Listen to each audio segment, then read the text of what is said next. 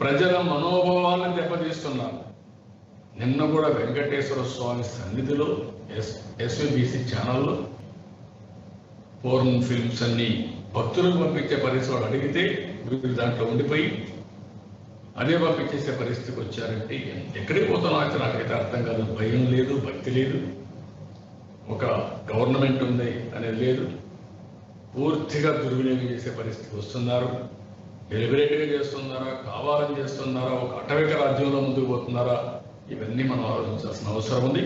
ప్రజలందరూ కూడా దీన్ని ఆలోచించి అబ్దుల్ సలాం కుటుంబానికి మనం సంఘీభావాన్ని తెలియచేయాలి.